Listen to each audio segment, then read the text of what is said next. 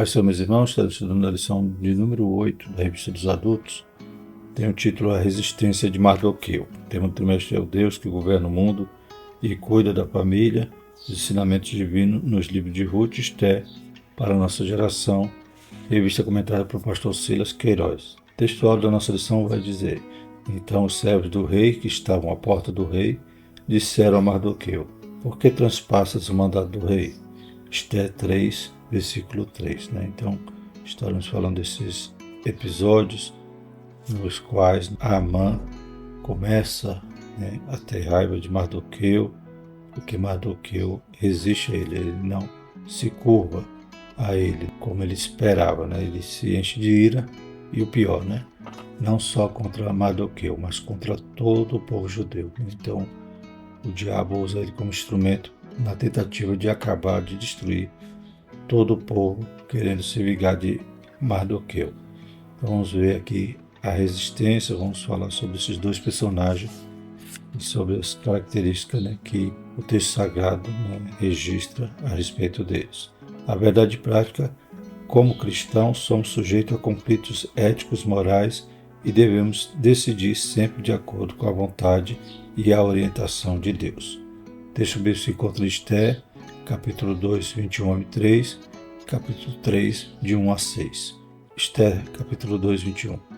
Naqueles dias, assentando-se Mardoqueu à porta do rei, 2 eunucos do rei, dos guardas da porta, Bigdan e Teres, grandemente se indignaram e procuraram pôr as mãos sobre o rei Assuero. E veio isto ao conhecimento de Mardoqueu, e ele o fez saber à rainha Esther, e Esther o disse ao rei, em nome de Mardoqueu. E inquiriu-se o negócio, e se descobriu, e ambos foram enforcados numa forca. Isso foi escrito no livro das crônicas, perante o rei.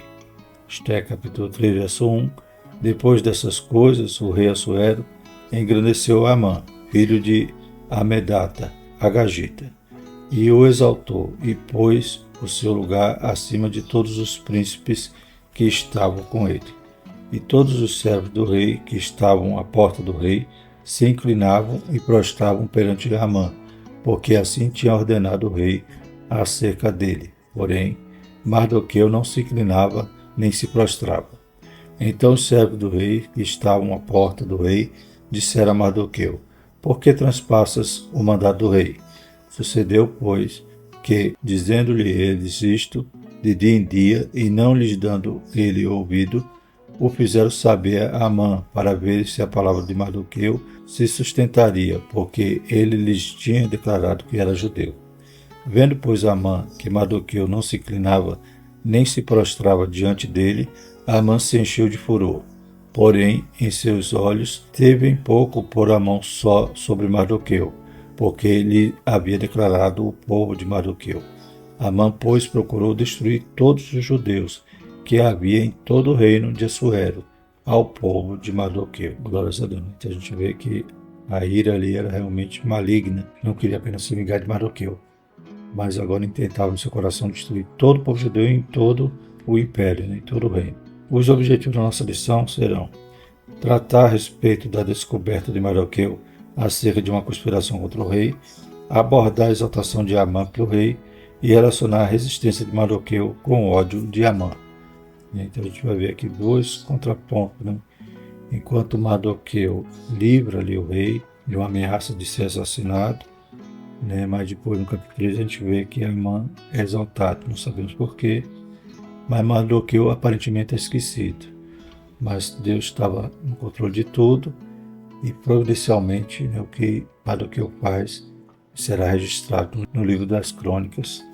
E um dia lá na frente, aleluia, o rei vai perder o sono e vai pedir para ler as crônicas e vai se lembrar. Então aquilo que estava esquecido, Deus não se esquece. Deus permitiu que fosse registrado para, naquela ocasião, honrar a Mardoqueu. Mas hoje a gente vai ver essa conspiração e vamos ver que Amã vai ser honrado. A Bíblia não revela o motivo, mas vai ser colocado ali como um dos principais e deveria todos que ouvissem se prostrar e se inclinar perante ele, mas Mardoqueu só se curva diante de Deus, né? Assemelha-se à situação dos jovens hebreus quando chegam à Babilônia, né? Ananias, Azarias e Misael, que também não se curvaram diante daquela estátua. A introdução diz o seguinte: a ascensão de Esté ao trono foi celebrada com grande festa. Assuero decretou feriado e se mostrou muito generoso, distribuindo presentes aos seus súditos.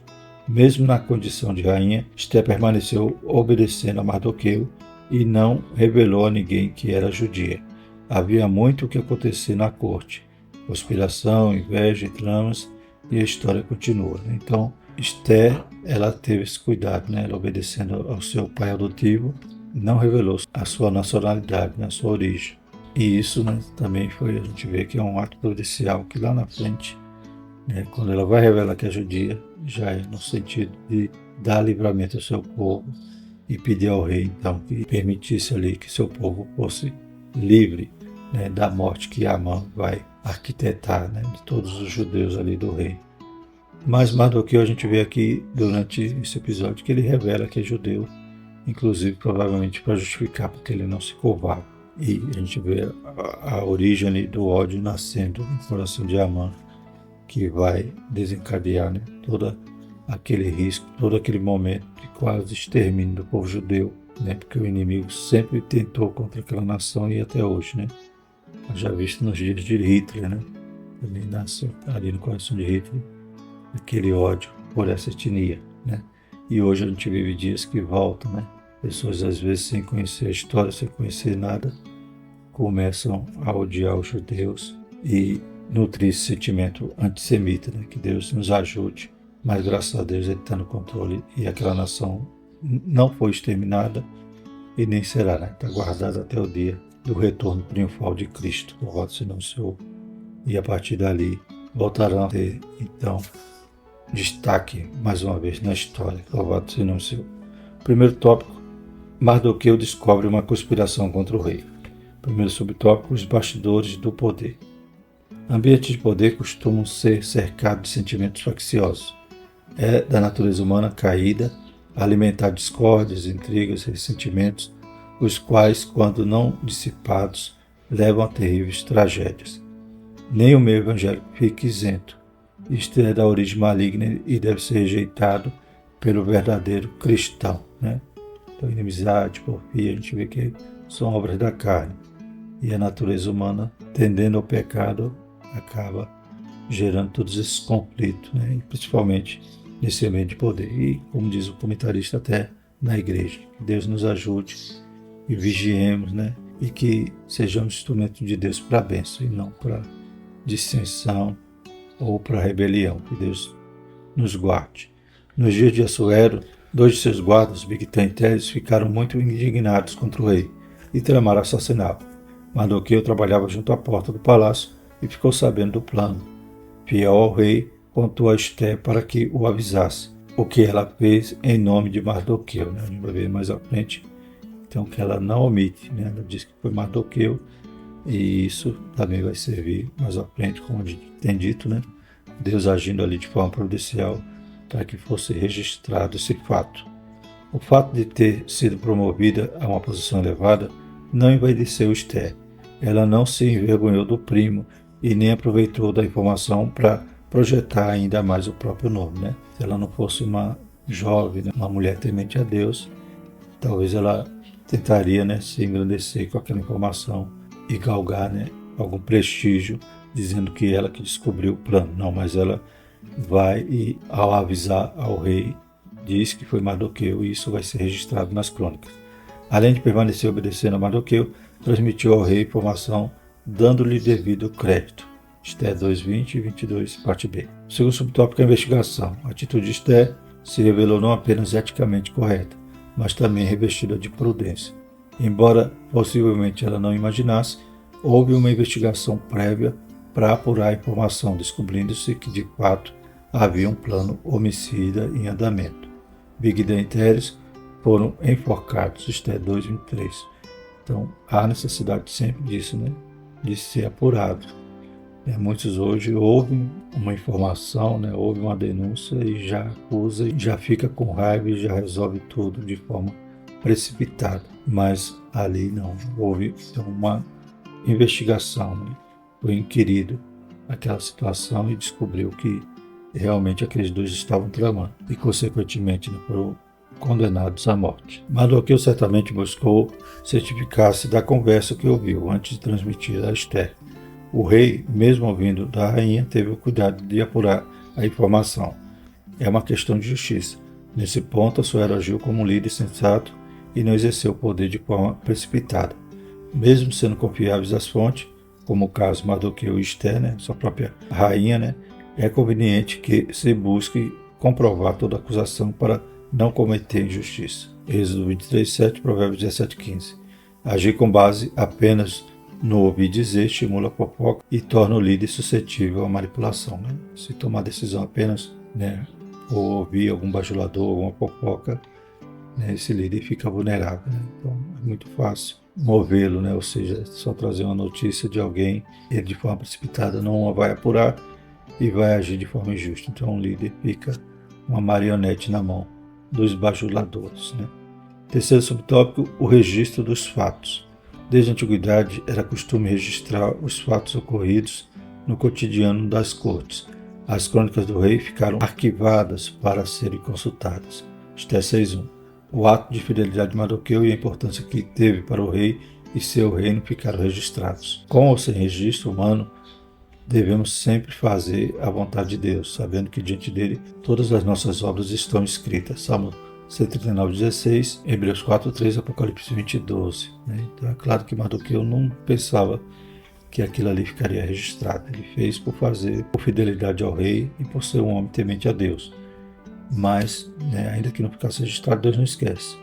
Mas Deus providenciou que isso acontecesse. Mas mais na frente o rei se recordar desse fato, quando vai ler as crônicas, e então vai honrar a Mardoqueu. Glórias a Deus. A gente tem que fazer sem esperar aplauso, mas Deus cuidou de tudo ali na vida de Mardoqueu, de Esther, e Amã pensou que já ia matá-lo, acabou tendo que se humilhar e caminhar com Mardoqueu pela cidade, dizendo que o rei o prezava. Louvado seja o nome do Senhor. Isso veremos também em lições futuras, especificamente na lição 11. O segundo tópico diz: Amã é exaltado pelo rei. Então, Mardoqueu, por enquanto, parece estar esquecido, mas Deus não se esqueceu dele. E agora no capítulo 3 a gente vê esse novo personagem sendo inserido na história, Amã, e ele já sendo exaltado. Primeiro subtópico, um novo personagem. Amã era muito rico, Esther 3:9. Já entre cena, sendo elevado por Assuero acima de todos os príncipes do reino, Esther 3:1. Identificado como Agagita, Flávio Josefo afirma que Amã era amalequita, um povo historicamente inimigo de Israel. Êxodo 17:8-13 e número 24:7. O termo Agagita costuma ser associado a Agag, o rei amalequita mencionado em 1 Samuel 15:2, 8 e 33. Versão bíblica como NVI e NTLH apresentam Amã diretamente como descendente de Agag. Então, quem era esse Amã? Era rico, parece aqui nesse momento sendo honrado pelo rei, e mostra que a sua origem provavelmente era amalequita e descendente desse rei Agag. Os amalequitas desde o começo, desde quando Israel estava no deserto, foram inimigos. A primeira batalha que Israel no deserto enfrenta é contra essa nação, contra esse povo, que não queriam deixá-los passar. Mas o que acontece? Ainda nos dias do rei Saul, essa inimizade persistiu, e Deus tinha dito para Saul para exterminar toda a nação ali, todo o povo, não deixar nada, nem os animais. Só que Saul desobedece, pega ali o melhor do gado, das ovelhas, e ainda poupa esse rei Agag. E depois temos aquele momento emblemático de quando Samuel aparece, confronta todo o erro dele, ouve ali o mugido das vacas, o barulho das ovelhas, e diz aquela famosa frase, é melhor obedecer do que sacrificar. Ainda decreta ali que Saul, a partir daquele momento, ia ser rejeitado. Então Deus já estava providenciando um novo rei, iria ungir Davi para ser o novo rei, pois Saul agora estava sendo rejeitado. Então nesse episódio Agag ele poupa, aí Samuel vai e mata esse rei. Quem sabe, quando Amã soube que Mardoqueu era judeu. Quem sabe essa história também não estava em suas memórias, e isso promoveu todo o ódio, né, que ele sentiu de Mardoqueu e do povo judeu querendo agora exterminá-lo. E talvez essa inimizade aflorou novamente. Segundo subtópico, um herói aparentemente esquecido. O texto não nos informa o motivo da exaltação de Amã. Enquanto isso, nada mudou para Mardoqueu. Apesar de seu ato heróico, tornou-se um herói aparentemente esquecido. É preciso ter sabedoria e prudência para viver momentos de aparente injustiça. Ser guiado pela própria vista pode nos levar a crises emocionais e espirituais, principalmente quando os fatos nos parecem desfavoráveis.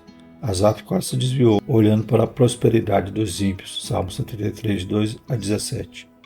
O exemplo de Mardoqueu nos apresenta um cenário que poderia ter tido o mesmo desfecho, né? O Mardoqueu aparentemente foi esquecido. Um herói, né, salvou o rei, mas foi esquecido. No capítulo 3 a gente vê Amã sendo exaltado por um motivo que desconhecemos, a Bíblia não revela. Mas não por isso Mardoqueu ficou decepcionado, ou ficou triste, ou blasfemou contra Deus. Não, ele ficou na posição dele, e como já falamos, né, Deus registrou tanto no céu como nas crônicas do rei. Então, por isso que o comentarista disse, aparentemente, né, ele não tinha sido esquecido. E também ele cita Asaf, né, no Salmo 73, que diz que Asaf quase se desviou, olhando ali para a prosperidade dos ímpios, né? Mas depois ele entendeu que o caminho do ímpio era escorregadio, né, e ele sim estava seguro. Quando ele entra no templo, ele entende isso. E o terceiro subtópico é evitando frustrações. Quando nutrimos altas expectativas, nos tornamos sujeitos a muitas frustrações, né? Às vezes a gente quer recompensa, está esperando ali um grande elogio, né? E as pessoas não notaram a sua obra ou não fizeram caso dela. Então nós não devemos nutrir essas altas expectativas, né, para não ser frustrado. Mardoqueu era servo do rei, mas não tinha acesso direto ao palácio. Para alertar Assuero da conspiração, precisou de que Esther levasse a informação. Esther 2:22. Mardoqueu não pertencia ao primeiro escalão real e permaneceu exercendo a mesma função de antes, não se abalando emocionalmente. A Bíblia nos ensina a nos contentar com o que temos e não viver ambicionando coisas altas. Então, como já vimos, não era a motivação de Mardoqueu ser promovido, ser reconhecido ali naquele ato, né? Ele fez por fidelidade ao rei e fidelidade a Deus em primeiro lugar. Mas, né, lá na frente a gente vai ver que ele vai tomar o lugar de Amã. Quando todo o plano, né, maquiavélico de Amã foi descoberto, Mardoqueu vai ser o segundo agora, né? Ele que vai estar como governador. Então, ele não buscou isso, mas Deus exalta, né, o humilhado e abate o exaltado. Considerar merecer mais do que tem gera constantemente satisfação e não constitui nada para o nosso progresso, né? Então temos que estar conformados, né? Como o apóstolo Paulo dizia, né? Sabia ter fartura, mas também sabia passar necessidade. Louvado seja o nome do Senhor. Ele complementa, né? Posso todas as coisas naquele que me fortalece. O tópico 3 fala sobre a resistência de Mardoqueu e o ódio de Amã. Primeiro subtópico reverenciado por todos. Assuero ordenou que todos os seus servos se curvassem, se prostrassem diante de Amã. Mardoqueu não se curvava e nem se prostrava. Esther 3:2. Há distintas opiniões quanto aos motivos que o levaram a agir assim. De acordo com a Bíblia de Estudo Pentecostal, Mardoqueu recusou-se a se inclinar diante de Amã por lealdade a Deus. Tudo indica que a homenagem prestada a Amã pelos servos do rei e por outros ou era imerecida ou conflitava com os atos religiosos que os judeus reservavam exclusivamente à adoração a Deus. A gente já viu ali no Império, né, ali em Suzana, havia essa liberdade religiosa. Cada cidadão podia prestar culto ao seu Deus, né? Então, embora a Bíblia não revela, né, a razão mais plausível que Mardoqueu não queria se curvar, realmente ele era fiel a Deus e não queria se curvar a não ser a Deus, e não se curvar aos homens e se prostrar, inclusive, né?